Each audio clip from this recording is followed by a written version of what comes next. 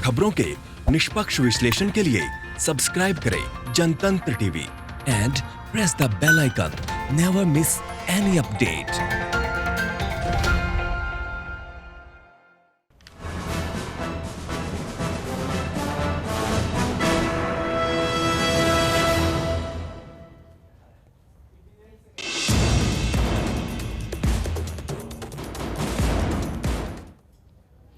नमस्कार, आप देख रहे हैं आज का मुद्दा। मैं हूं आपके साथ दीपाली। बात करेंगे अर्थव्यवस्था की। कोरोना वायरस संकट के दौर में लोगों के सामने दोहरी चुनौती है।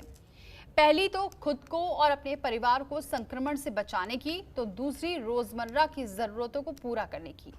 अगर दूसरे शब्दों में कहें तो ज्यादातर देशों में आर्थिक गतिविधियां लगभग ठप सी हो गई हैं और लोगों की कमाई शून्य हो गई है। ऐसे में रोज कमाने खाने वाले लोगों के परिवारों के सामने 2 वक्त की रोटी का संकट खड़ा हो गया है। वहीं दुनिया भर में काफी कंपनियों ने छटनी भी की है। काम छोड़कर घरों में रहने की पाबंदी की वजह से बड़ी तादाद में लोग बेरोजगारी का सामना कर रहे हैं। ऐसे हालात में दुनिया भर की सरकारों ने अपने नागरिकों को आर्थिक मदद देने के लिए कई राहत पैकेज का ऐलान किया, लेकिन अब तक गरीब और मिडिल क्लास लोगों को क्या मिला, ये बड़ा सवाल है। इसी मुद्दे पर आज करेंगे चर्चा, क्योंकि यहाँ पर अगर हम बाकी देशों से तुलना करते हैं तो भारत की स्थिति कहाँ पर है, ये भी आपको बताएंगे।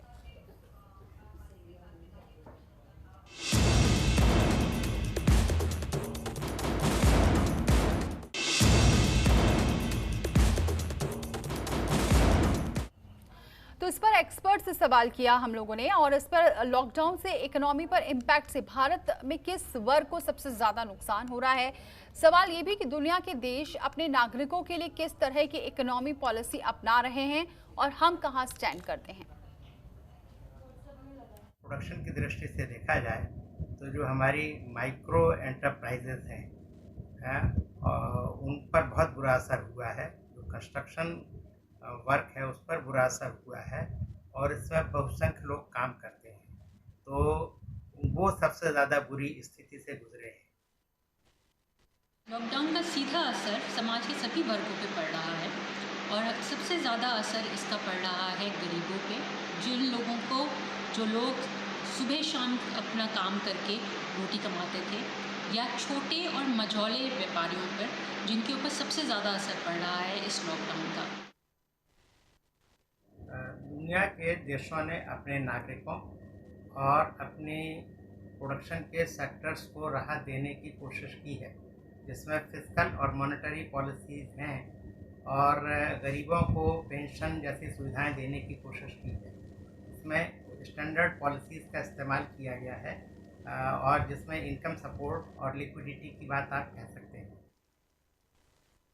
लोन की सुविधा प्रोवाइड की जा सके और उनको सबॉर्डिनेट डेट या फिर उनको इक्विटी इन्फ्यूजन के द्वारा कैपिटल की सुविधा, वर्किंग कैपिटल लोन्स प्रोवाइड किए जा सके, जिसके तहत कोशिश की गई है कि लॉकडाउन के दौरान जितनी भी मुश्किलें आएँ वो इन सब मुश्किलों को पार कर सकें। तो सवाल यही उठ रहा है कि हम कहाँ स्टैंड कर रहे हैं, क्योंकि बाकी देशों में कई चीज़ें यहाँ पर प्रोवाइड की गई हैं जिससे लोगों की नौकरी बची रहे। और ऐसे में भारत में क्या किया गया है, क्योंकि यहाँ पर दोहरी मार झेल रहा है भारत। एक तरफ तो कोरोना का संकट लगातार बरकरार है और हर रोज नए मामले बढ़ते जा रहे हैं। बाकी देशों की तुलना में भारत संक्रमित लगातार होता जा रहा है, लेकिन दूसरी तरफ से आर्थिक दृष्टि से देखें तो ये यहाँ पर भी कमजोर हो रहा है। ऐसे में सबसे ज्यादा जो मिडिल क्लास है या फिर लोअर क्लास है वो कहाँ पर पहुंच रहा है, इस पर सवाल उठ रहे हैं। और आर्थिक स्थिति में आगे आने वाले दिनों में भारत कहाँ पर रहेगा, इस पर भी सवाल उठेंगे। एक रिपोर्ट देखिए, उसके बाद हम आज के सवाल को उठाएंगे। देश में लगातार कोरोना के मामलों में इजाफा हो रहा है। वहीं पिछले कई दिनों से देश में रोजाना संक्रमण के 55,000 से ज्यादा नए मामले आ रहे हैं, लेकिन अभी तक इस पर काबू पाने के लिए कोई भी वैक्सीन या दवाई नहीं बन सकी है। ऐसे में सवाल उठता है कि सरकार की तरफ से अब तक क्या किया गया। लेकिन भारत सरकार की तरफ से बार बार ये जरूर याद दिलाया जा रहा है कि लाखों करोड़ों रुपए गरीबों के कल्याण पर खर्च किए जा रहे हैं। कोरोना के बेहिसाब मामले और भारत चीन बॉर्डर पर तनाव के बीच प्रधानमंत्री मोदी ने ऐलान किया था कि प्रधानमंत्री गरीब कल्याण योजना के तहत गरीबों की मदद के लिए 2.25 लाख करोड़ रुपए का पैकेज दिया। साथ ही प्रधानमंत्री ने तुलना करते हुए ये भी बताया कि किस तरह अमेरिका की कुल आबादी से 2.5 गुना, ब्रिटेन की कुल आबादी से 12 गुना और यूरोपियन यूनियन के देशों की आबादी से 2 गुने से ज्यादा लोगों को हमारी सरकार ने मुफ्त अनाज दिया। सरकार ने इस बात को भी कहा कि वो अब तक 50,000 करोड़ रुपए इस पर खर्च कर चुकी है और आने वाले 5 महीनों में गरीबों की राहत के लिए 90,000 करोड़ से ज्यादा खर्च करने जा रही है। अब इस आंकड़े को करीब से देखते हैं। 80 करोड़ लोगों पर अगले 5 महीनों में 90,000 करोड़ खर्च किए जाएंगे, यानी अगले 5 महीनों में प्रति व्यक्ति ये खर्च 1,125 रुपए का होगा। यानी हर महीने प्रति व्यक्ति सरकार को 225 रुपए खर्च करने पड़ेंगे। वही इस बात पर गौर किया जाए कि प्रधानमंत्री ने तुलनात्मक बातचीत में जिन देशों का नाम लिया वो कोरोना संकट से निपटने के लिए क्या कर रहे हैं। ब्रिटेन की तरफ से उनके देश में जिन लोगों की नौकरियां जाने का खतरा था, उनकी सैलरी का 80% हिस्सा सरकार दे रही है ताकि उन्हें नौकरी से ना निकाला जाए। ऐसे लोगों की संख्या लाखों में है। वहीं अमेरिका ने अपने नागरिकों की आर्थिक मदद के लिए 151 लाख करोड़ रुपए के पैकेज की घोषणा की। इसके तहत सरकार ने 25,000 करोड़ डॉलर का फंड ऐसे लोगों के लिए रखा जिनकी नौकरी संक्रमण काल में चली गई या जिनका रोजगार प्रभावित हुआ, ताकि लोगों को इस संकट से उबरने में मदद मिले। और इस वक्त अमेरिका की लगभग 50% आबादी बेरोजगार है। कनाडा के पीएम ने भी कोरोना से निपटने के लिए 56 अरब अमेरिकी डॉलर के पैकेज की घोषणा की। इस पैकेज के अलावा बेरोजगारों और छात्रों के लिए अलग से कई घोषणाएं की गई। पैकेज के तहत नौकरी खोने वाले हर व्यक्ति को 1,51,000 रुपए हर महीने दिए गए। सवाल ये उठता है यहाँ कि भारत की तुलना अमेरिका और ब्रिटेन जैसे देशों से नहीं की जानी चाहिए, लेकिन कोरोना महामारी के प्रबंधन के लिए भी ऐसा ही किया जाना चाहिए था। भारत ने कोरोना के मामले मृत्यु दर की तुलना हमेशा ब्रिटेन, अमेरिका, इटली और स्पेन जैसे देशों से की है, जबकि इंडियन सब कॉन्टिनेंट के देशों यानी पाकिस्तान में अब तक करीब 2,10,000 के संक्रमण के मामले सामने आ चुके हैं। बांग्लादेश में करीब 1.5 लाख, चीन में 83,000, नेपाल में 14,000, श्रीलंका में करीब 2,000 और भूटान में 77 मामले सामने आए हैं। यानी इन देशों ने कोरोना पर काबू पाने में फिर भी कामयाबी हासिल की है। ऐसे में क्या ये माना जाए कि सरकार की तरफ से एहतियातन कदम उठाने में थोड़ी देरी हुई? विश्व स्वास्थ्य संगठन चेतावनी देता रहा और हम उस पर समय रहते उचित कार्रवाई नहीं कर पाए। यहाँ बात भारत की अर्थव्यवस्था की करें तो आपको याद होगा कि कोरोना संकट आने से पहले ही दिसंबर में मूडीज ने भारत की विकास दर का अनुमान घटा दिया था। अंतर्राष्ट्रीय रेटिंग एजेंसी मूडीज ने 2019-20 के लिए भारत की जीडीपी विकास दर 5.8% से घटाकर 4.9% कर दी थी। खुद कमजोर पड़ती अर्थव्यवस्था की वजह से प्रधानमंत्री मोदी आर्थिक सलाहकार परिषद के साथ बैठकें कर रहे थे। मंदी की आहट को देखते हुए वित्त मंत्री हर सेक्टर के लोगों से मिलकर चर्चा कर रही थी। कमजोर पड़ती अर्थव्यवस्था को और बुरी हालत में जाने की प्रक्रिया में कोविड ने आग में घी की तरह काम किया। अब जब रोजाना कोरोना के रिकॉर्ड तोड़ मामले ये साबित कर चुके हैं कि लॉकडाउन का उद्देश्य सफल नहीं हुआ, तो लोग दोहरी मार देख रहे हैं। अर्थव्यवस्था भी बिगड़ी और कोविड का फैलाव भी नहीं रुका, यानी ना तो जान की रक्षा हो पाई और ना ही माल की रक्षा हो सकी। ब्यूरो रिपोर्ट, जनतंत्र टीवी। वही आज के सवाल ये हैं कि पहला सवाल ये कि सरकार ने मध्यम वर्ग के लिए क्या सोचा। सवाल ये भी उठता है कि सरकारी पैकेज से अब तक बेरोजगारों को क्या मिला।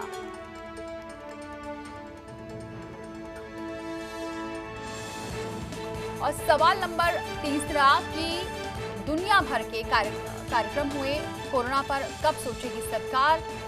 सवाल नंबर चौथा कि अर्थव्यवस्था कैसे आएगी पटरी पर। और ऐसा नहीं, जनतंत्र टीवी पहली बार ये मुद्दा उठा रही है। इससे पहले भी जनतंत्र टीवी लगातार ये इस मुद्दे को उठाता आया है कि अर्थव्यवस्था तो बिगड़ रही है, लेकिन सबसे ज्यादा बेरोजगार हो रहे हैं।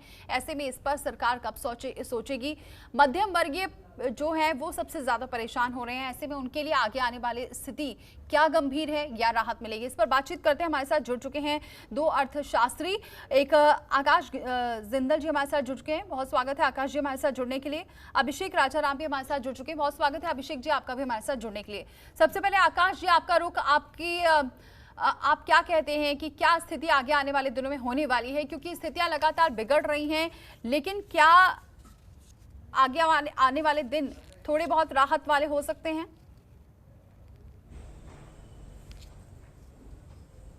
आरबीआई के गवर्नर ने खुद कहा है कि आज जो है इस साल जीडीपी ग्रोथ नेगेटिव में रहने की संभावना है, और उन्होंने ये भी कहा है कि अगर पेंडेमिक को कंट्रोल कर लिया गया तो शायद बाद में जो है थोड़ी तेजी आ सकती है। तो आज की तारीख में ग्लोबल एजेंसीज हो या इंडिया में रिसर्च हो, आज आरबीआई की तरफ से भी कहा जा रहा है कि जीडीपी नेगेटिव में, यानी अर्थव्यवस्था की ग्रोथ हमारी नेगेटिव में जाने की पूरी संभावना हमारे सामने है। इसके अलावा आप देखिए जॉब लॉसेस, आज आप देखिए चाहे ट्रेवल ट्रेड हो, टूरिज्म हो, एविएशन हो, होटल्स हो, रिजॉर्ट्स यानी कि हॉस्पिटैलिटी सेक्टर हो, उसके अलावा केटरिंग सर्विसेज हो, उसके अलावा जो है मैरिज वेडिंग प्लानर्स हो, उसके अलावा जितने भी टूरिज्म से हॉस्पिटैलिटी से जुड़ी हुई सर्विसेज है उनमें हाल देखिए, रियल एस्टेट का हाल देखिए, ओवरऑल बहुत ज्यादा जॉब लॉसेस हुए। कई जगह ऐसा हुआ है कि सैलरीज के अंदर रिडक्शन हुई है, रिट्रेंचमेंट तो हुआ ही हुआ है, कई जगह फिक्स सैलरी को टारगेट के अंदर कन्वर्ट कर दिया गया है। दूसरा, सेकेंड क्वार्टर में यानी करंट लेवल पे इन्फ्लेशन जो है वो हाई चल रहा है, यानी आम आदमी के हिसाब से सच्चाई ये है कि आज स्थिति ये आ गई है, आमदनी अठन्नी, देसी भाषा में कहूंगा खर्चा रुपया। Today the common man's income is not increasing, his income is reducing on a regular basis since the COVID outbreak, and his expenses are increasing.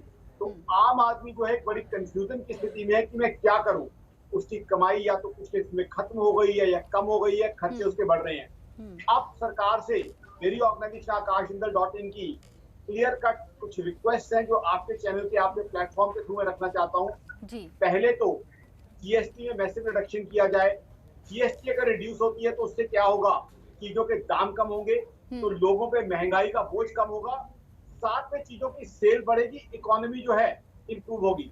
दूसरी मेरी ऑर्गेनाइजेशन akashjindal.in की सरकार से रिक्वेस्ट है कि इनकम टैक्स में मैसिव रिलीफ दिया जाए। देखिए लोगों को, जैसे मैंने आपको बताया, सैलरीज बहुत जगह रिड्यूस हुई हैं। अब किसी की सैलरी 1 लाख की जगह अगर 60,000 हो गई है, अगर हम उसे इनकम टैक्स में रिलीफ दे देते हैं तो कुछ हद तक उसको हम रिलीफ दे पाएंगे, और साथ ही साथ उसके हाथ में कुछ पैसा आएगा।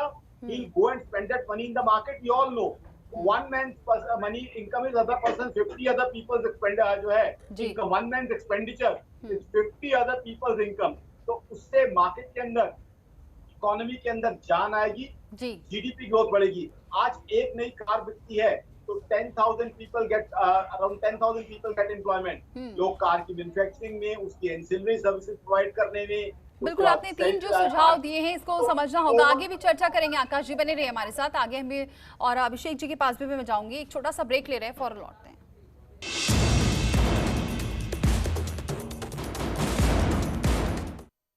और यहाँ पर ब्रेक पर जाने से पहले हम बात कर रहे थे, आकाश जिंदल जी ने 3 यहाँ पर महत्वपूर्ण सुझाव दिए थे जिससे कि यहाँ पर जीडीपी ग्रोथ बढ़ सकती है, जिसमें उन्होंने कहा था कि जीएसटी रिडक्शन होना चाहिए, सेल बढ़ेगी इससे, और इनकम टैक्स में भी यहाँ पर राहत देनी चाहिए, इससे राहत मिल सकती है। अभिषेक जी, यहाँ पर बहुत सारी बातें भी आ रही हैं क्योंकि इस वक्त कोरोना काल चल रहा है जिससे लोग अभी उबर नहीं पाए, जो लॉकडाउन हुआ। दूसरी बात, फिर यहाँ पर ये कंपैरिजन कर दिया जाता है, चाहे वो ब्रिटेन हो, अमेरिका हो, वहां की तुलना में यहाँ की तुलना में बहुत अंतर है। किस तरह का अंतर है और क्या राहत देनी चाहिए जिससे कि कम से कम मध्यम वर्गीय जो फैमिली है उन्हें राहत मिल सके?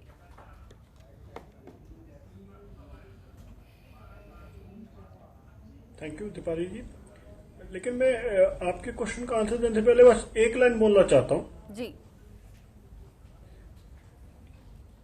जैसे एक आईटीसी है, इनपुट टैक्स क्रेडिट है कोरोना रिलेटेड खर्चों पर, और कॉर्पोरेट सोशल रिस्पॉन्सिबिलिटी एक्सचेंज पर, तो ये कानून की वजह से ये क्रेडिट नहीं मिल रहा है। तो सरकार को चाहिए कि ये बेनिफिट आम जनता को इस समय दे देना चाहिए। जी। दूसरी चीज, reversal of ITC on expired goods. जो लॉकडाउन और कोरोना की वजह से गुड्स एक्सपायर हो गए, उसका जो आईटीसी है वो आम आदमी या बिजनेसमैन को रिवर्स करना पड़ रहा है, तो वो बेनिफिट इनको देना चाहिए। ये कानून में थोड़े से बदलाव बहुत जरूरी है इस समय। क्या बात करते हैं बेल आउट पैकेज की। जी। विदेशों का bail out package was a bail out package. India का जो बेल आउट पैकेज के नाम पर जो 20 लाख करोड़ की बात की गई, that is more of pushing of reforms या पैकेज फॉर लोन या लिक्विडिटी पैकेज था। जैसे उन्होंने टीडीएस के रेट कम करे लेकिन टैक्स के रेट कम नहीं करे, तो टीडीएस के रेट कम करने से क्या हुआ, it became a liquidity package, not a package for relief. और जो लोन उन्होंने डिसबर्स करने की बात कही, एमएसएमई को देने की बात कही, देखिए एमएसएमई के पास जॉब्स नहीं है, सैलरीज कम हो गई हैं, ईएमआई मॉनिटोरियम पीरियड कितना लेंगे, आज तो पेमेंट करना ही है ना। डीजल कॉस्ट में ये बेनिफिट दे सकते थे लेकिन इन्होंने एक्स्ट्रा चार्ज लगा दिया। अब छोटी सी एक एग्जांपल से समझाता हूं। मान लीजिए अब हम वर्क फ्रॉम होम कर रहे हैं बहुत लोग।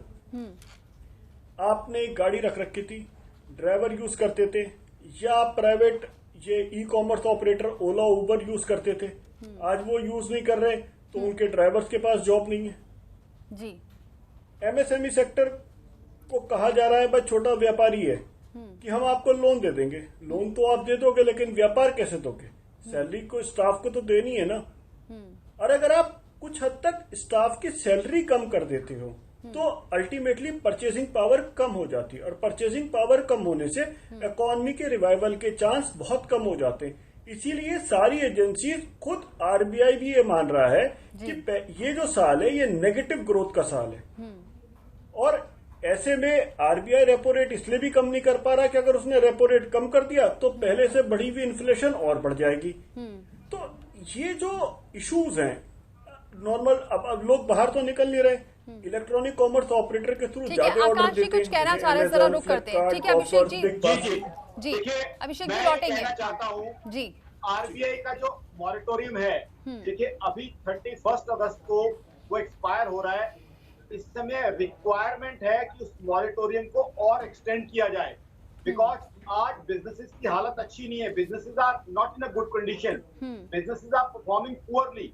आज जैसे अभी मैंने बताया कि आरबीआई ने कहा है कि जीडीपी ग्रोथ नेगेटिव में रहने की संभावना है। अगर कोरोना कंटेन होता है then only the GDP may perhaps be revive. तो आज की तारीख में जो ग्लोबल हालात चल रहे हैं, जो हालात हिंदुस्तान में चल रहे हैं, उसको देखते हुए हमें बोरोवर को रिलीफ देना बहुत जरूरी है। तो आज जो हमें उम्मीद थी कि मॉरिटोरियम पीरियड को एक्सटेंड कर दिया जाएगा, उसका भी हम वेट कर रहे हैं कि वो एक्सटेंड किया जाए। अभी तक वो अनाउंसमेंट नहीं आई। दूसरा, अभी तक बात हुई थी, मेरी बात उस समय आधी रह गई थी, इनकम टैक्स और जीएसटी की रिडक्शन को लेके। यहाँ एक बड़ी इंटरेस्टिंग बात है, आपको बता दूं। अभिषेक जी आऊंगी मैं आपके पास, आकाश जी पूरी बात कर ले फिर मैं लौटूंगी आपके पास।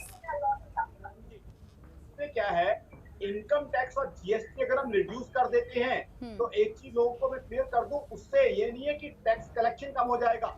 मैंने पूरी कैलकुलेशन की हुई है। उससे क्या होगा, इकोनॉमी के अंदर ग्रोथ आ जाएगी, इकोनॉमी के अंदर स्पीड आ जाएगी, there would be more goods sold in the economy, economic activity बढ़ जाएगी। तो उससे क्या है, टैक्स रेट कम होगा बट टैक्स कलेक्शन उतनी ही रहेगी। ये मेरी ऑर्गेनाइजेशन आकाशमंडल.in की कैलकुलेशन है। उसके अलावा जो आपने रिलीफ की बात की थी, फर्दर रिलीफ जो मैं सजेस्ट कर रहा हूँ, जो कॉमन मैन आम आदमी को डायरेक्टली वो करेगा, इलेक्ट्रिसिटी बिल्स 20 मार्च से लेकर 31 अगस्त तक के बिजली के बिल आम आदमी के जो है वो 50% कर दिया जाए। सरकार इलेक्ट्रिसिटी कंपनियों को सबवेंशन दे सकती है। वाटर बिल्स को जो है रिड्यूस किया जाए, और प्रॉपर्टी टैक्स जिसे आम भाषा में हाउस टैक्स कहा जाता है उसे रिड्यूस किया जाए। और इस बार जो मॉरिटोरियम दिया जाए वहां इंटरेस्ट का भी कुछ जो है सबवेंशन सरकार अपने ऊपर ले। देखिए आज की तारीख में क्या है, सरकार को जो है अपनी तरफ से कुछ ना कुछ फंड्स डालने होंगे। इकोनॉमी के अंदर जान फूंकनी बहुत बहुत जरूरी है। उसके अलावा मेरी सजेशन ये है, आज के टाइम में करेंसी प्रिंटिंग की जाए, इसे हेलीकॉप्टर मनी कहा जाता है। करेंसी प्रिंट करके जनता में सर्कुलेट की जाए, उससे क्या है, परचेजिंग पावर बढ़ेगी, इकोनॉमी के अंदर मूवमेंट आएगी। देखिए these are extraordinary time. Extraordinary times need extraordinary solution. तो इस समय हमें बहुत से आउट ऑफ बॉक्स आइडिया सोचने होंगे। सरकार को अपने पास फंड्स चाहिए तो सरकार उसके लिए बोरिंग बढ़ा सकती है। The government may increase domestic borrowing, government may increase borrowing from NRIs by masala bonds. तो गवर्नमेंट प्लस ठीक है, the government can do major disinvestment. Now, ji. fortunately, we are having a very buoyant stock market. The ठीक है, stock ठीक है, market Akash ji, index is लौटेंगे around आपके पास। 38,000. जी। So we can use that market ठीक for है। government disinvestment. जी। तो इस समय disinvestment का टारगेट गवर्नमेंट को बढ़ाना चाहिए, गवर्नमेंट को बोरिंग बढ़ानी चाहिए, जी। आम आदमी को रिलीफ देना बहुत बहुत जरूरी हो बिल्कुल, गया। आम आदमी को रिलीफ देना बेहद जरूरी है, लेकिन सरकार कैसे इस पर काम करे? अभिषेक जी, आप कुछ कह रहे थे, अपनी बात पूरी करिएगा। उसके बाद ये भी है कि जिस तरीके से आकाश जी बता रहे हैं कि ये सरकार को करना चाहिए, लेकिन क्या इस स्थिति में है सरकार? मैं एक एक बात पर बोलता हूँ। देखिए, सबसे पहले तो मॉनिटोरियम जो बढ़ाया गया है पहले दिन से, वो मॉनिटोरियम देखिए बाकी कंट्रीज जो है वो ईएमआई भी पे कर रही हैं। यहाँ पर क्या है, मॉनिटोरियम ईएमआई डेफर करके उस पैसे पर इंटरेस्ट लिया जा रहा है। इसीलिए होना ये चाहिए कि मॉनिटोरियम बढ़ाया जाए और सारा का सारा इंटरेस्ट वेव करा जाए। सेकेंड, सरकार जब कोरोना शुरू हुआ था तब हमें ये लग रहा था कि सरकार कुछ ऐसी नीति बनाएगी कि फॉरेन से कंपनीज इंडिया में आएंगे। सरकार ने ये कहा भी था that we are in the process, और जो मई में 13 मई को जो 12 मई को जो मैडम आई थी उन्होंने इस पर बोला भी था। लेकिन हुआ क्या, अभी तक एक भी कंपनी इंडिया में आई नहीं। ये इनकी एक बहुत बड़ी फेलियर है, जो कि सारा बेनिफिट रशिया वियतनाम लेकर जा रहे हैं, जो कंपनीज चाइना से मूव कर रही है। Second, I am against printing of currency. जो आकाश जिंदल जी ने कहा कि helicopter money, I am against this because printing of currency comes with the risk of inflation, और इन्फ्लेशन का वो दौर जो 80 के दशक में हमने देखा है, जहां पर चीजों के रातों रात दाम बढ़ जाते थे, वो दौर वापस आ जाएगा। क्योंकि आजकल मनी जो है वो बहुत खतरनाक लेवल पर है। To benefit the masses, so in order to save the masses such decisions have to be taken. These are not ordinary times, these are extraordinary times. Extraordinary times need extraordinary solutions.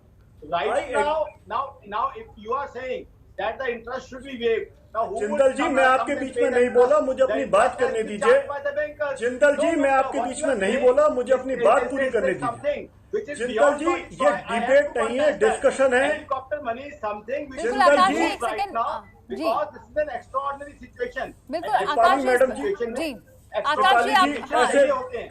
आज एक normal situation नहीं है। आकाश जी अपनी बात करिएगा। हाँ, आकाश जी एक second आकाश जी, अभिषेक जी को पूरी बात करने दीजिए, उसके बाद आप अपनी पूरी बात कहिएगा। देने के लिए कुछ ना कुछ आज की तारीख में out of the box ideas हमें अपनाने होंगे। Out of the box ideas need to be used. ठीक है। बहुत सी कंट्रीज इस तरह के आइडियाज को यूज कर रही हैं और हमें उन आइडियाज को अपना के। ठीक है आकाश जी, आप अपनी बात रखना, आप रखिएगा। 1 मिनट, अभिषेक जी पूरी बात कर ले अपनी, फिर आप पूरी बात कर लीजिएगा। बोलिए अभिषेक जी। देखिए 80 के दशक में जो इकोनॉमी थी, जो 85 के आसपास की जो इकोनॉमी थी, उसमें प्रिंटिंग ऑफ द करेंसी बहुत ज्यादा हुई, जिसकी वजह से इन्फ्लेशन बहुत ज्यादा बढ़ गया था। जहां तक लोन लेने की बात है, बाहर से भी लोन उठाए गए उस समय, और हालात ये आ गए थे कि जब चंद्रशेखर जी प्रधानमंत्री बने तब हमारे पास केवल 40 दिन का पेमेंट का पैसा रह गया था। और जब मनमोहन सिंह फाइनेंस मिनिस्टर बने थे, पीवी नरसिम्हा राव गवर्नमेंट आई, तब इंडिया को सोना बाहर गिरवी रखना पड़ गया। सो दे वर ऑल्सो चैलेंजिंग टाइम्स। लेकिन हम बाहर से उधार लेकर काम नहीं कर सकते। हमें अपने देश के जो डोमेस्टिक फाइनेंशियल इन्वेस्टर्स हैं, उनसे पैसे मार्केट में लाने पड़ेंगे। आम बिजनेसमैन जो है उसको एक माहौल देना पड़ेगा कि वो अपना पैसा लगाए, जिससे कि देश पर ब्याज का बोझ ना आए। अगर हम आज की डेट में विदेश से उधार ले भी लेते हैं, करेंसी बोरो कर लेते हैं या प्रिंट कर देते हैं, उस करेंसी प्रिंट करती तो इन्फ्लेशन बढ़ जाएगी। आम आदमी की महंगाई अगर बढ़ गई, इनकम वैसे ही कम है। थोड़ी देर पहले कहा गया था कि आमदनी 98 खर्चा रुपया, तो आमदनी और कम हो जाएगी, महंगाई 2 रुपए हो जाएगी, तो फिर तो वो आम आदमी उपभोक्ता मर जाएगा। और अगर हमने विदेश से उधार ले लिया तो उधार लेकर पैसा वापस भी तो करना होता है, ब्याज भी तो देना पड़ता है, कोई फ्री में तो देता नहीं पैसा। तो फिर उससे क्या होगा, हम एक कुचक्र में फंस जाएंगे। तो हमें अपने देश में स्वावलंबी है, आत्मनिर्भर भारत की हम बात करते हैं, तो हमें अपने डोमेस्टिक इन्वेस्टर्स को मोटिवेट करना होगा। लॉ में इस तरह चेंज लाने होंगे कि वो खर्च कर सके या इन्वेस्ट कर सके, और विदेश से जो कंपनीज आएंगी, जो चाइना से लाने की बात थी जी, और डोमेस्टिक इन्वेस्टर्स को आगे आना पड़ेगा, तभी हो सकता है। खैर बने रहिए आकाश जी और अभिषेक जी, आगे भी चर्चा को आगे बढ़ाएंगे। एक छोटा सा ब्रेक, फौरन लौटते हैं।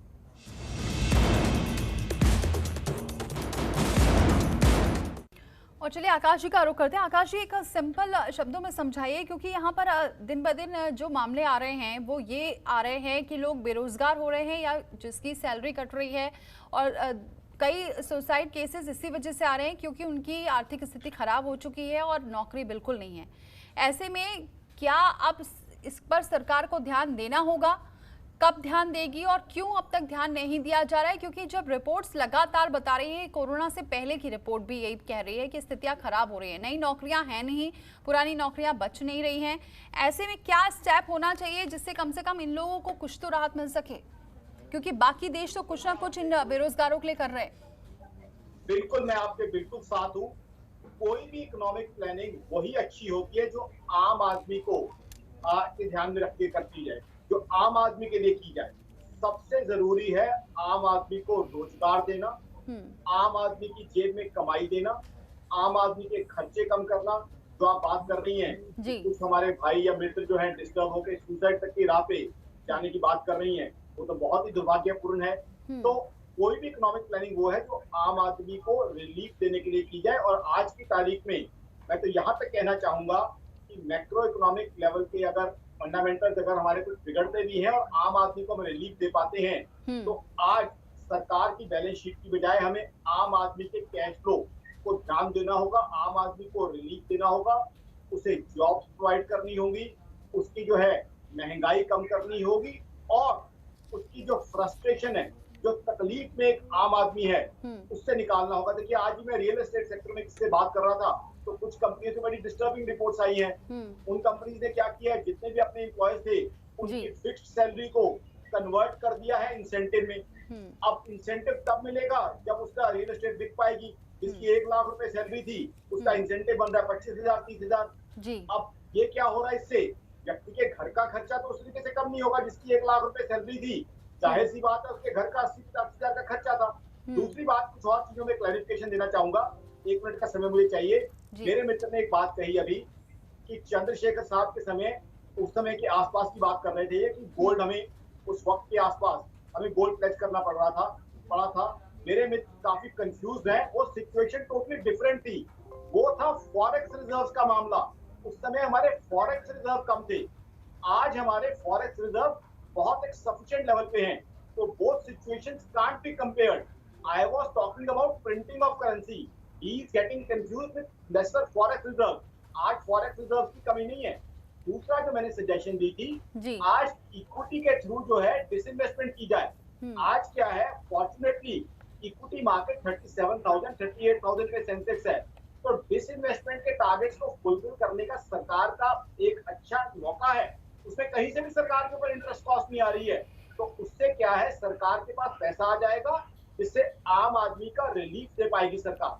दूसरा, जो मैं ग्लोबल वॉरिंग की बात कर रहा था, ग्लोबल वॉरिंग में please try to understand, I referred masala bond NRI भाइयों के लिए जो होंगे, उनमें रेट ऑफ इंटरेस्ट बहुत कम होगा। तो उसमें जो है, तो हमारे यहाँ जो रेट ऑफ इंटरेस्ट है वैसे ग्लोबल रेट ऑफ इंटरेस्ट से ज्यादा है, तो इसमें डेट का बर्डन उतना ज्यादा कंट्री पे नहीं आएगा। और जब दुनिया भर की सरकारें अपने ऊपर कुछ ना कुछ प्रेशर ले रही हैं आम आदमी को रिलीफ देने के लिए, तो कुछ प्रेशर तो सरकार को नहीं रही होगा। देखिए, एक चीज बड़ी क्लियर है, आज की तारीख में हमें सरकार की, लेकिन सरकार तो इसे प्रेशर जैसा दिख नहीं रहा। आम आदमी को रिलीफ देना बहुत जरूरी है। तो मेरी तो सरकार से क्लियर कट रिक्वेस्ट है कि ऐसे में जो है इकोनॉमिक प्रूडेंस, या अगर हमारा फिस्कल डेफिसिट बढ़ता भी है शॉर्ट टर्म के लिए, उसे बढ़ने दीजिए। फिस्कल डेफिसिट एक बार हमारा अगर 4.5%, 5%, 5.5% भी जाता है, जाने दीजिए, बट आम आदमी को तकलीफ नहीं होने देनी चाहिए हमें। लेकिन ठीक है, ये ना हो कि उसको जो है अपने 3 वक्त की रोटी, उसके लिए जो है दिक्कत हो। उसको ये ना हो कि घर में कोई बुजुर्ग उनके बीमार हैं, उनके इलाज के लिए खर्चा ना हो, बच्चों की स्कूल के लिए पैसा ना हो। लेकिन तो सर वही ऐसा economic होता planning दिख नहीं रहा ना, student बात करेंगे यही तो उठ आम रहा आदमी को देखे है, कि क्या? सवाल यही उठ रहा है अभिषेक जी, यहाँ पर सवाल यही है कि सरकार बार बार प्रधानमंत्री गरीब कल्याण योजना के तहत जो गरीबों की मदद के लिए बात कर रही है, 2 लाख करोड़ रुपए का जो पैकेज दिया है। अब सवाल ये उठ रहा है कि सिर्फ खाने भर का ही है और ये सिर्फ गरीबों की बात हो रही है, यहाँ पर जो मिडिल क्लास है वो कहीं नहीं दिखाई दे रहे हैं। लोग ये सोच रहे थे कि कोरोना के बाद स्थितियां इतनी खराब हो जाएंगी कि कम से कम मार्केट में जाएंगे तो कुछ चीजें सस्ती होंगी, लेकिन मार्केट में जा रहे हैं, कुछ चीज सस्ती नहीं है, वो वैसी तरीके से महंगी मिल रही है। सोने का भाव सब देख ही रहे हैं और जो बाकी जो कारोबारी हैं वो भी अपनी जगह परेशान हैं। मतलब कुल मिलाकर ओवरऑल हर कोई परेशान है। ऐसे में स्थितियां क्या सुधरती हुई नजर भी आ रही हैं या फिर ये साल ऐसे ही जाने वाला है? क्योंकि कहीं मैं ये भी पढ़ रही थी कि 2021 में जबरदस्त उछाल भी आएगा, क्या ऐसा है? नहीं, ऐसा बिल्कुल नहीं लगता मुझे। और देखिए, जो फिस्कल डेफिसिट की मेरे मित्र बात कर रहे थे, जो सरकार का इस साल का फिस्कल डेफिसिट था वो 85% तो उन्होंने अचीव कर लिया जून में ही। अभी पूरा साल बाकी पड़ा है 9 महीने। तो फिस्कल डेफिसिट तो बहुत हाई है। सरकार को लॉस तो इस साल में उठाना पड़ेगा। जो लॉस की भरपाई है वो 2 ही तरीके से हो सकती है। एक, या तो नोट प्रिंट करे जाए या फॉरेक्स से उधार लिया जाए। फॉरेन करेंसी में कहीं से भी उधार लो, एनआरआई से भी ले लो, ब्याज तो देना पड़ेगा, वापस तो करना पड़ेगा ना, किसी का पैसा लोगे तो। लेकिन फौरी राहत इशू के लिए यहाँ पर यह है कि जो सरकारी जो स्थिति नहीं, एक मनरेगा है, एक जनधन बेनिफिट खाते हैं। जीडीपी बढ़ने का मतलब ये नहीं कि जो अंतिम पंक्ति में आदमी है उसको उस अर्थव्यवस्था की बढ़त का फायदा मिले।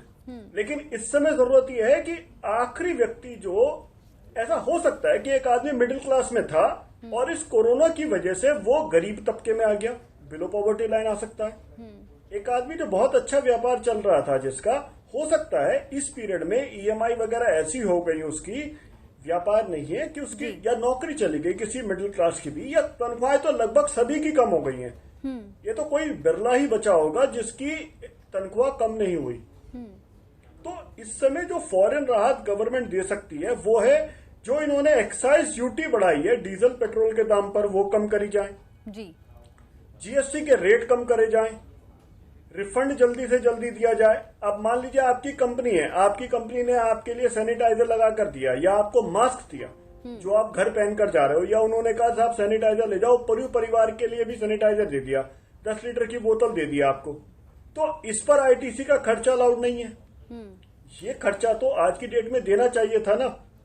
जो तो छोटी छोटी चीजें हैं, जो सब्जियों के दाम बढ़ रहे हैं, और अकेले कोरोना से नहीं लड़ रहा भारत, इस समय बाढ़ से भी लड़ रहा है, और बाढ़ भी एक बड़ा कारण है जो हर साल आती है, लेकिन इस पर काम नहीं हो रहा। और जो जहां बाढ़ आ रही है वहां पर कोरोना फैल सकता है क्योंकि लोग उतना सोशल डिस्टेंसिंग नहीं रख सकते।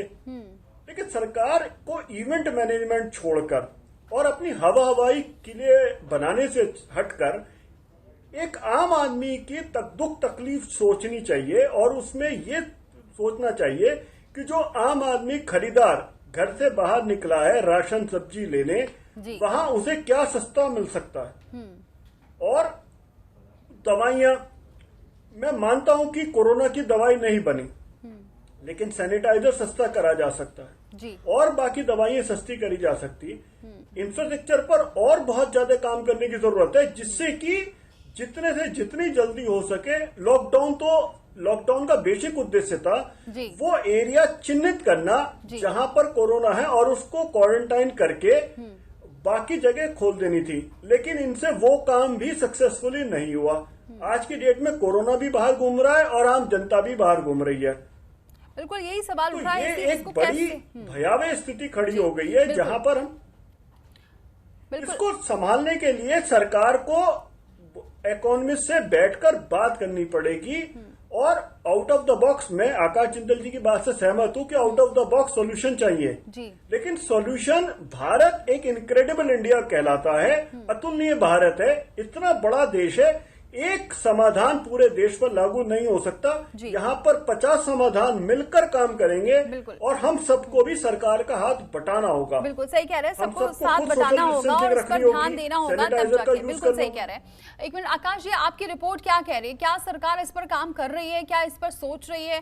दूसरी बात ये है कि मैं एक और इसमें ऐड ऑन कर लेती हूँ क्वेश्चन, क्योंकि बहुत सारी चीजें आ रही है, क्योंकि कोरोना को लेकर स्थितियां ये हो गई हैं कि मेडिकल इंफ्रास्ट्रक्चर भी पूरी तरीके से चरमरा चुका है और जिसका जो नुकसान है वो आम आदमी माफ कीजिएगा, यहाँ पर आम आदमी भी यहाँ पर इस पर हो रहा है, क्योंकि कहीं इंश्योरेंस की वजह से उसका ज़्यादा खर्चा हो रहा है, मेडिकल में भी उसका खर्चा हो रहा है, कुल मिलाकर वो हर तरह से परेशान है।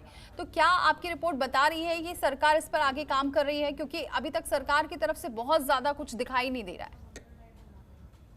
सरकार डेफिनेटली काम कर रही है, सरकार की तरफ से प्रयास भी हो रहे हैं और आज जो है इंडिया की स्थिति पहले से बेटर भी है। जैसे अभी मैं बात कर रहा था फॉरेक्स रिजर्व्स की, अभी जैसे मैंने एग्जांपल दिया आपको, अर्ली 90s में ऐसी सिचुएशन आई थी और मेरे मित्र बिल्कुल सही कह रहे हैं, ऐसी सिचुएशन थी हमारे सामने कि हमें कुछ दिनों का क्रूड इंपोर्ट करने के लिए उस समय गोल्ड प्लेज करना पड़ा था। अब वो कौन सा स्पेसिफिक ईयर, कौन सा स्पेसिफिक मंथ था, कौन प्राइम मिनिस्टर थे, I am not sure about those facts, but early 90s का ये वक्त था कि हमें कुछ वक्त का क्रूड इंपोर्ट करने के लिए गोल्ड प्लेज करना पड़ा था। आज हमारे पास बहुत फॉरेक्स रिजर्व है, सरकार हमारी अपनी तरफ से प्रयास कर रही है। मेरे हिसाब से आज की तारीख में हमारी सरकार और खासकर मोदी साहब की यहाँ बात करें, मोदी साहब को मैं आज तक का बेस्ट प्राइम मिनिस्टर मानता हूँ। पूरी तरीके से एफर्ट किए जा रहे हैं, बट क्या है कि हमारी कंट्री यूएस से, यूरोप से, ऑस्ट्रेलिया से हम कंपैरिजन नहीं हो सकता, बिकॉज हमारी पर कैपिटा इनकम देखा जाए, डेंसिटी ऑफ पॉपुलेशन देखा जाए। अब यूरोप है, यूरोप में कई कंट्रीज में इतनी कम पॉपुलेशन है that each and every individual can be given relief very easily। लेकिन सर मुझे एक बात बताइए, बहुत ज्यादा है तो कहीं तो उस तरीके से कंपैरिजन नहीं हो सकता। बट हैविंग सेड, मैं इस बात के बिल्कुल साथ हूँ कि आम आदमी की रोजी रोटी को प्रेफरेंस मिलनी चाहिए, इस बात में कोई डिस्प्यूट नहीं है। सरकार का प्राइम टारगेट क्या होना चाहिए? सरकार का प्राइम टारगेट ये होना चाहिए कि हर घर में सफिशिएंट भोजन हो, हर बच्चे के गिलास में सफिशिएंट दूध हो, स्कूल की फीस देने के लिए पैसा हो, बुजुर्गों के इलाज के लिए पैसा हो। सबसे पहला टारगेट ये होना चाहिए, इसके बारे में कोई डिस्प्यूट नहीं। उसको लेके सरकार को इकोनॉमिक प्लानिंग में किसी तरह की भी एडजस्टमेंट करनी चाहिए और आम आदमी को रिलीफ मिलना चाहिए। सरकार को इसीलिए जो है सरकार है कि वो आम आदमी को डिस्ट्रेस पे रिलीफ दे, चाहे सरकार को पूरा साल गुजरने वाला है, अगस्त आ चुका है, कहीं से भी रिलीफ मिलता इस वजह से नजर नहीं आ रहा, क्योंकि ये शुरुआत जनवरी से ही हो चुकी थी और अब अगस्त आते आते स्थितियां और गंभीर हो रही हैं, जिसकी आप बात कर रहे हैं। इस स्थिति के लिए फिर सरकार क्या कदम उठाएगी? क्या ये अभिषेक जी सही कह रहे हैं कि सभी इकोनॉमिक्स से बात करनी चाहिए और एक कदम ऐसा उठाना चाहिए कि कम से कम कुछ नहीं तो कुछ तो राहत मिले? एमएसएमई के लिए सोचा, ये राहत पैकेज भी दिया, लेकिन आज भी एमएसएमई वाले रो रहे हैं, उनको कोई राहत नहीं मिली है क्योंकि ब्याज तो उनको देना ही है। तो ऐसे में एक तरफ तो ये कहा जा रहा है कि हमने राहत पैकेज दे दिया है और कुछ लोग ये सोच भी रहे होंगे जिनको बहुत ज़्यादा डिटेल नहीं पता होगा कि सरकार ने राहत दी है, लेकिन दूसरी तरफ देखिए तो कुछ राहत भी नहीं है। इकोनॉमी से बातचीत करनी चाहिए, बिल्कुल मैं अपने मित्र की बात का यहाँ पे समर्थन करता हूँ। डेफिनेटली इकोनॉमी से इंटरेक्ट करना चाहिए, इकोनॉमी से आइडिया लेना चाहिए, प्रैक्टिकल आइडियाज देंगे। मैं तो खुद जो है सरकार को लिख चुका हूँ, सरकार को दोबारा लिखना चाहता हूँ। I will be writing to the honourable prime minister कि आप इतने अच्छे काम कर रहे हैं, देश के लिए आप लगे हुए हैं, डेडिकेटेड प्राइम मिनिस्टर हैं आप, सबसे बढ़िया प्राइम मिनिस्टर हैं, तो आप ये काम कीजिए। फाइनेंस मिनिस्टर साहिबा को मैं रिकमेंड करना चाहता हूँ कि ये काम किए जाए। तो सरकार को डेफिनेटली इंटरेक्ट करना चाहिए इकोनॉमिस्ट के साथ, बिजनेसमैन के साथ, ट्रेडर के साथ, व्यापारी के साथ इंटरेक्ट करना चाहिए। बिकॉज वही बात आ जाती है, जिसकी कमाई आपने 1 लाख की आज सर्कमस्टांसेस की वजह से 40,000 हो गई है, वो घर के खर्चे कम नहीं कर सकता। घर के खर्चे तो जो है फ्लेक्सिबल होते ही नहीं है, तो वहां बहुत ज्यादा फ्रस्ट्रेशन, तकलीफ उस हाउस होल्ड के अंदर पहुंची हुई है, जो आज हिंदुस्तान के ऑलमोस्ट हर हाउस होल्ड की कहानी है। तो ऐसे में अगर हम एक्सटर्नल बोरोइंग बढ़ा लेते हैं या अभी डिसइन्वेस्टमेंट बढ़ा देते हैं, डिसइन्वेस्टमेंट बढ़ा के, डिसइन्वेस्टमेंट का मतलब सरकारी कंपनियों में जो है कुछ शेयर्स जो है पब्लिक को बेच दिया जाए और उसमें कोई नुकसान भी नहीं है। ठीक है सर। सरकारी कंपनियां किसकी ओनरशिप है? ठीक है सर, आगे चर्चा करें क्योंकि मुझे ब्रेक लेना है, आप बने रहिए हमारे साथ। एक छोटा सा और ब्रेक, फौरन लौटते हैं।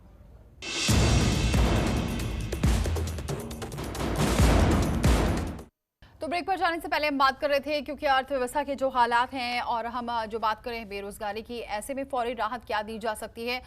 रुक करते हैं अभिषेक जी का। अभिषेक जी, आप कुछ कहना चाह रहे थे? जी, मैं थोड़ा सा पॉलिटिकल आंसर करना चाह रहा हूँ, अगर अलाउड हो तो। जी बोलिए। मैं ये कह रहा था, ये जो एक्सपेक्टेशन है कि सरकार अर्थव्यवस्था में सुधार करके लाएगी या बहुत जल्दी सुधार कर देगी अर्थव्यवस्था में, इसके कोई चांस मुझे नजर नहीं आते। उसका रीजन ये है कि जो एक गवर्नमेंट है, इसके पास टैलेंटेड लोगों की थोड़ी सी कमी है। एक असामयिक जो डेथ हो गई सुषमा स्वराज जी की, अरुण जेटली जी की, मनोहर पारिकर जी की, ये एक बहुत बड़ा गैप खड़ा कर गए हैं, जिसकी वजह से सरकार के पास टैलेंटेड लोग नहीं बचे या उतने टैलेंटेड लोग नहीं हैं। अब जो टैलेंटेड लोग बैठे हैं फाइनेंस मिनिस्ट्री में, वो जैसे हमारे स्टेट फाइनेंस मिनिस्टर हैं अनुराग ठाकुर जी, उन्होंने 18 मार्च को ये बोला था कि कोरोना का कोई इम्पैक्ट नहीं आएगा इकोनॉमी पर। 5 जुलाई 2019 को जब ये निर्मला सीतारमण जी ने बजट पेश करा था और ये कहा था कि ये बजट 10 साल तक चलेगा, 10 हफ्ते नहीं चला। इनको इकोनॉमी की उतनी समझ नहीं है। इन्होंने अभी मार्च में टैक्सेशन ऑर्डिनेंस एक्ट लेकर आया, जिससे इन्होंने ड्यू डेट बढ़ाने की बात कही। ड्यू डेट एक्सटेंड ना कर ये एक स्पेसिफाइड डेट इन्होंने दे दी, और अगर स्पेसिफाइड डेट कोई व्यापारी मिस कर जाता है तो 1 तारीख से ओरिजिनल डेट से ब्याज और पेनल्टी लगती है। तो ये छोटी छोटी गलती करते हैं कि ये इसको एक्सटेंड कर सकते थे सीधा डेट को, कि भाई साहब आपकी डेट हम जून कर रहे हैं।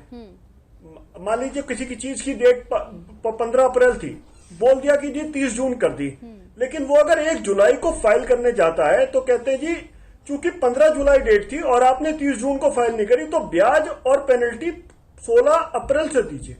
तो ये जो छोटी छोटी गलतियों से जो व्यापारी कॉम्प्लायंस करना चाह रहा है, वो भी कॉम्प्लायंस पूरा नहीं कर पा रहा। इसीलिए आप देखिए जुलाई का जो कलेक्शन आया जीएसटी का, वो जून से भी कम आया है। जी।